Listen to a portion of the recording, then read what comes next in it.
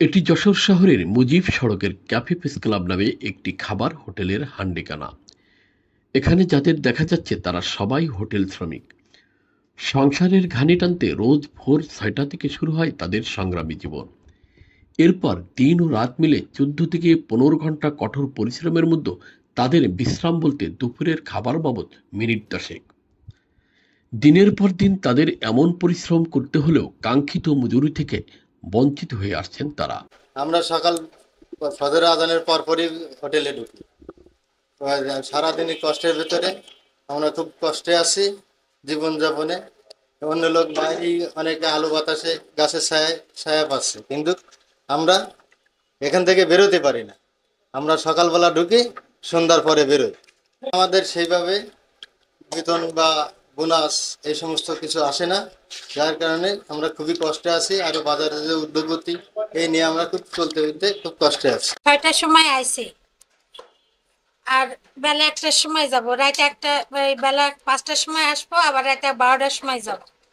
এবার এই যে গরমে আমাদের খুব কষ্ট হয়। আমরা গরমে কাজ করি, অনেক কষ্ট হয়। আর এই বেতন কম, ছেলে মেয়ে সংসার, আবার এইখানটা যে বাড়ি যাই আবার কষ্ট করে কাজ করতে হয়, রান্নাবাড়া করতে হয়, যে আবার ওখান থেকে আবার দোকানে আসতে হয়, এসে রাত ১২টা ১টা পর্যন্ত দোকানে ডিউটি করতে হয়। সেই পরিমাণে আমরা বেতন পাই না। যশোর শহরের শতাধিক হোটেল রেস্টুরেন্টের প্রায় ১২০০ শ্রমিকের নিত্যকার রুটিন এমনই। সংসারের ঘানি টানতে কে কত ঘন্টা কাজ করবে, আবার কত টাকা আয় করে পরিবারের সদস্যদের যোগান দেবে, সেই প্রতিযোগিতায় চলেই তাদের। হোটেল শ্রমিকরা জানান প্রতিদিন তাদের ১২ থেকে ১৪ ঘন্টা কাজ করতে হয়, কিন্তু বিনিময়ে তারা প্রতিদিন ২ থেকে ৩০০ টাকা পেলেও অন্য শ্রমিকরা দিনের অর্ধেক সময়ে ৬ থেকে ৮ ঘন্টা কাজ করে ৫ থেকে ৭০০ টাকা আয় করে। একদিন কাজ না করলে বেতন দেওয়া হয় না তাদের। আমরা যে হোটেলে যারা কাজ করি, আমাদের এখানে বোনাস বেতন কোনো সময় আমরা ঠিক মতো পাই না। ঈদের বোনাসের সময় আসলে এক এক ধরনের এক এক সমস্যা। এবারে এসে তোমাকে বোনাস দিতে পারবো না, এই সমস্যা। প্রবেলা এসে তোমাকে এই সমস্যা সে সমস্যার কারণে তোমাকে বোনাস দিতে হবে। আমরা অন্যান্য শ্রমিকের তুলনায় আমাদেরটা একেবারে আকাশ পাতাল পার্থক্য।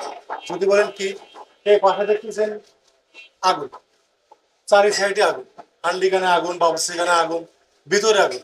এই আগুনের মাঝখানে থেকে ডিউটি করি ১২ থেকে ১৪ ঘন্টা যদি ডিউটি করি, যদি ন্যায্য বেতন বোনাস না পাই, এর মতো আর কষ্ট হয়। অন্য কোনো শ্রমিক কিন্তু এরকম কষ্ট হয় না, কিন্তু আমরা চারি সাইডে আগুন থেকে ডিউটি করি, আমরা সেই ন্যায্য মূল্যটা আমরা পাচ্ছি। এলো আমাদের দাবি যে আমরা কষ্ট করবো, কিন্তু আমরা ন্যায্য বোনাস বেতন আমরা মালিকের কাছ থেকে এটা মালিক যেন আমাদের দেয়। আপনাদের কাছে যাবে, তারা যেন আমাদের এগুলো পরিপূর্ণ দেয়।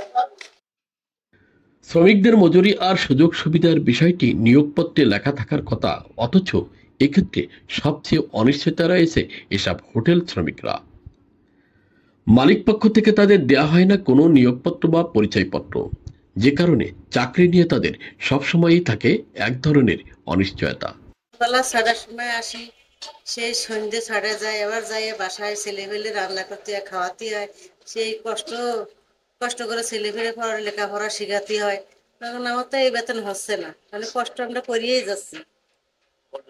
আমাদের বোনাস কিছু নেই, বেতন যা তাই, জিনিসের তার দাম বেশি। যে কাজ করি সেই টাকায় হচ্ছে না আমাদের, সেই কষ্ট কপালে থেকেই যাচ্ছে না। আমরা যে আগুনে পুড়ে আমরা যে আগুনে পুড়ে কাজকর্ম করি, সেই হিসাবে আমাদের কর্তৃপক্ষ পারিশ্রমিক দেয় না। তারপর আমাদের চলতে হয় বা করতে হয়, কারণ আমরা অন্য কোনো কর্ম করতে পারি না। যত আগুন হয় না কেন আর যত কষ্ট হোক না কেন, তবু আমাকে করতে হয়। সেই পারিশ্রমিকটা দেয় না। ভোর ধরেন ৬টার সময় আসি, যদিও আমার ডিউটি ৯ ঘন্টা, তারপর ৯ ঘন্টা অতিরিক্ত আমাকে করতে হয়। সেই হিসাবে আমাদের মালিক আমাকে পারিশ্রমিক দেয় না। আমি চলে যাওয়ার পরে দেখা যাচ্ছে যেজন আসে, সে ওই ৩টার সময় আসে, রাত ১২টা ১টা পর্যন্ত থাকে। সেই হিসাবেও সেই পারিশ্রমিক পায় না।